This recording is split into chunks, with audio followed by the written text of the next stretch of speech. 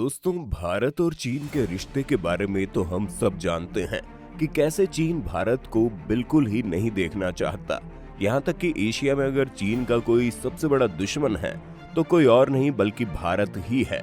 और ये दुश्मनी आज से नहीं बल्कि उस दौर से है जब भारत और चीन के रिश्ते सुधरने की कगार पर थे कि तभी चीन ने धोखा देते हुए भारत पर हमला बोल दिया और भारत के एक बड़े हिस्से को अपने कब्जे में भी ले लिया। तब से लेकर आज तक हर चीज में चीन भारत को पीछे करने की कोशिश में लगा रहता है और वो भारतीयों से नफरत भी करता है। लेकिन इसके बावजूद एक भारतीय और उसका परिवार ऐसा भी है जिसे न सिर्फ चीन के लोग सलाम करते हैं बल्कि चीन का हर राष्ट्रपति उस इंडियन के सामने सर झुकाता है। यहाँ तक कि वो इंसान चीन के लिए इतना जरूरी है कि आज उसके न होने के बावजूद भी चीन ने उसके नाम की डाक टिकट और म्यूजियम भी बना रखे हैं। यहाँ तक कि चीन के स्टूडेंट्स भी इस भारतीय इंसान के नाम पर शपथ लेते हैं। तो कौन है ये शख्स, आइए जानते हैं इसके बारे में। दोस्तों, चीन के एक डॉक्टर हैं जिनको चाइनीज लोग दिहुआ बुलाते हैं, लेकिन उनका असली नाम डॉक्टर द्वारकानाथ कोटनिस है।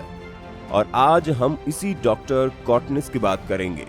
आपको बता दें कि 1949 में पीपल्स रिपब्लिक ऑफ चाइना की स्थापना के बाद से 7 चीनी राष्ट्रीय अध्यक्ष भारत का दौरा कर चुके हैं। इस दौरे में कोई भी राष्ट्रीय अध्यक्ष डॉक्टर द्वारकानाथ के परिवार से मिलना नहीं भूलता।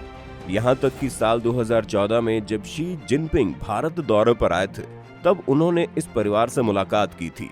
जिनपिंग डॉक्टर द्वारकानाथ की बहन से दिल्ली में मिले और झुककर उन्हें नमस्कार भी किया। लेकिन इसकी शुरुआत हुई थी सेकेंड वर्ल्ड वॉर से। द्वितीय विश्व युद्ध WW2 की शुरुआत 1939 में मानी जाती है। लेकिन अगर एशिया महाद्वीप की बात करें तो यहाँ युद्ध की शुरुआत 1937 में ही हो गई थी। दरअसल साल 1937 में चीन और जापान के बीच युद्ध की शुरुआत हुई। ऐसे में चीन तब अमेरिका, ब्रिटेन सहित तमाम देशों से मदद मांग रहा था और इसी दौरान चीन के जनरल जू डे और जवाहरलाल नेहरू के अच्छे संबंध से चीन और दुनिया वाकिफ थी। ऐसे में चीन के राष्ट्रपति ने नेहरू को भी पत्र लिखकर चीन की मदद करने की बात कही। लेकिन 1937 में तो भारत खुद गुलाम हुआ करता था। ऐसे में ये बात साफ थी कि नेहरू मदद करने की हालत में नहीं थे, लेकिन फिर भी वो चीन को भारत के सबसे बड़े पड़ोसी देश के रूप में देखते थे। इसीलिए उन्होंने युद्ध में डॉक्टर्स की कमी को देखते हुए एक मेडिकल मिशन भेजने की बात की। यहाँ ध्यान देने वाली बात यह है कि तब कांग्रेस के अध्यक्ष नेताजी सुभाष चंद्र बोस थे। वे लोग बोस को बहुत मानते थे। इसीलिए नेहरू के कहने के बाद 30 जून 1938 को बोस ने प्रेस के जरिए एक अपील की जिसमें देशवासियों से कहा गया कि कांग्रेस चीन की मदद के लिए एक मेडिकल मिशन भेजना चाहती है। जो लोग वॉलंटियर बनना चाहते हैं आगे आइए। इसका मतलब ये था कि देश की डॉक्टर और मेडिकल फील्ड के लोग इसमें हिस्सा ले सकते थे और ऐसा ही हुआ। इस मिशन में हिस्सा लेने के लिए लोग जुटने लगे और उसी में 10 अक्टूबर 1910 में जन्मे डॉक्टर द्वारकानाथ, जो कि खुद एक मिडिल क्लास महाराष्ट्रियन परिवार से आते थे, उन्होंने भी हिस्सा ले लिया। उस समय वो मेडिकल में पोस्ट ग्रेजुएशन की तैयारी कर रहे थे। डॉक्टर द्वारकानाथ की बहन मनोरमा बताती है कि डॉक्टर कोटनिस दुनिया घूमना चाहते थे और अलग अलग देशों में मेडिकल प्रैक्टिस करने का सपना देखा करते थे। ऐसे में जैसे ही उन्होंने नेताजी की अपील सुनी वो एकदम तैयार हो गए क्योंकि उनका सपना बिल्कुल सामने था। इसके बाद 5 लोगों की एक मेडिकल टीम तैयार हुई जिसमें डॉक्टर द्वारकानाथ के साथ doctor M Atal, doctor Cholkar, doctor BK Basu और डॉक्टर देबाश मुखर्जी शामिल थे। इसके बाद कांग्रेस ने इस मिशन के लिए देश भर से 22,000 रुपए चंदा जमा करके इन 5 डॉक्टर सहित एक एम्बुलेंस चीन के लिए रवाना कर दी और इस तरह चीन में डॉक्टर द्वारकानाथ की एंट्री हो गई। ये डेलीगेशन सबसे पहले वुहान पहुंचा। यहाँ से उन्हें येनान भेजा गया। येनान में इस डेलीगेशन को रिसीव करने वाले लोगों में चीनी क्रांति के जनक माओ जेडोंग और जनरल जू डे भी शामिल थे। एशिया के किसी देश से मदद के लिए पहुंचने वाली पहली टीम थी। इस डेलीगेशन का महत्व इसलिए भी ज्यादा था क्योंकि भारत तब खुद एक गुलाम देश था। यूं तो डॉक्टर्स की इस टीम में 5 लोग थे, लेकिन डॉक्टर द्वारकानाथ के योगदान को खास तौर पर याद किया जाता है क्योंकि अगले 5 सालों के दौरान डॉक्टर द्वारकानाथ चीन के युद्ध स्थल में एक मोबाइल क्लिनिक चलाते रहे, यानी एक ऐसी क्लिनिक जिसे जरूरत और सुरक्षा के हिसाब से एक जगह से दूसरी जगह पर शिफ्ट किया जा सके। खैर, बैटलफील्ड में रहना कठिन था। डॉक्टर द्वारकानाथ के पास दवाइयों की भयंकर कमी थी। इसके बाद भी डॉक्टर ने एक इतिहास रच दिया। और 1940 में हुई एक लड़ाई के दौरान लगातार 72 घंटों तक बिना सोए ऑपरेशन करते रहे, जिस वजह से वो चीन के लिए देवदूत बन गए। ऐसा कहा जाता है कि इस एक लड़ाई में उन्होंने 800 घायलों का इलाज किया। कहा जाता है चीन में रहते हुए डॉक्टर द्वारकानाथ ने कम्युनिस्ट पार्टी भी ज्वाइन कर ली थी। हालांकि इसके कोई सॉलिड प्रूफ नहीं मिलते।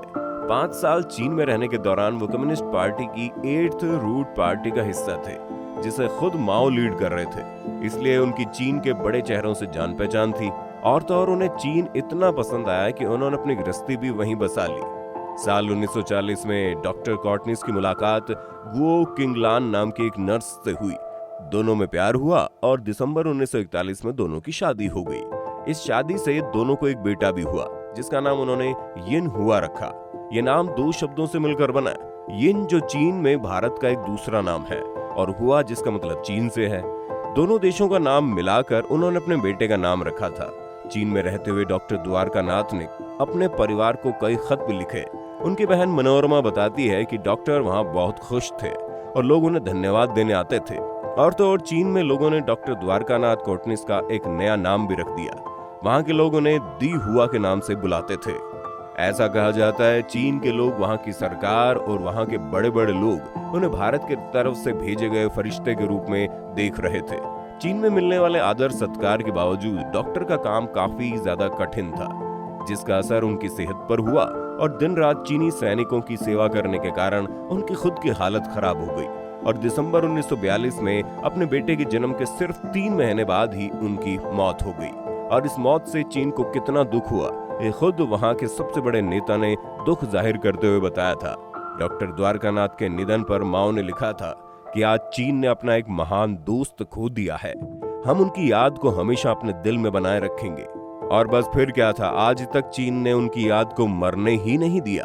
आने वाले सालों में डॉक्टर कॉटनिस हिंदी चीनी भाई भाई का सिंबल बन गए। यहाँ तक कि 1962 भारत चीन युद्ध के बाद भी चीन उन्हें लगातार सम्मानित करता रहा। उनके नाम पर 2 बार टिकट जारी किए गए। उनके नाम पर चीन में एक म्यूजियम, एक मेडिकल स्कूल और एक मेडिकल कॉलेज बनाया गया। कॉटनिस का चीन में इतना सम्मान है कि 2020 में जब भारत चीन संबंध नाजुक दौर से गुजर रहे थे, चीन में उनकी मूर्ति का अनावरण किया गया। उनके नाम से बने एक मेडिकल स्कूल में आज भी बच्चे जब पास होते हैं तो डॉक्टर कॉटनिस के नाम की शपथ लेते हैं। आज भी चीन में कोल्ड फूड फेस्टिवल या चिंगमिंग फेस्टिवल मनाया जाता है। इस त्योहार के दिन हर साल चीन के लोग अपने पूर्वजों की कब्र पर फूल चढ़ाते हैं और उन्हें याद करते हैं। इस दिन चीन द्वारा लड़े गए युद्धों में शहीद हुए लोगों को भी श्रद्धांजलि दी जाती है। खास तौर पर चीन के उत्तर में बसे हिबे प्रांत की राजधानी शीजियाजुआंग में यहाँ एक शहीद स्मारक पार्क बना हुआ है।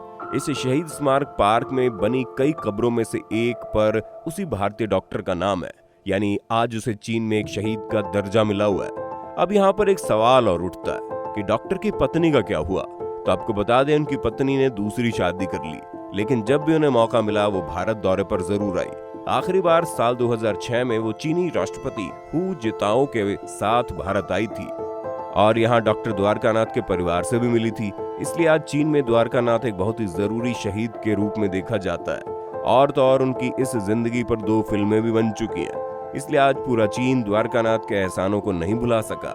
आपको डॉक्टर की ये कहानी कैसी लगी, हमें कमेंट करके बताइए। साथ ही वीडियो को लाइक और शेयर करना ना भूलें और जाते जाते चैनल को सब्सक्राइब करते हुए चले जाइएगा।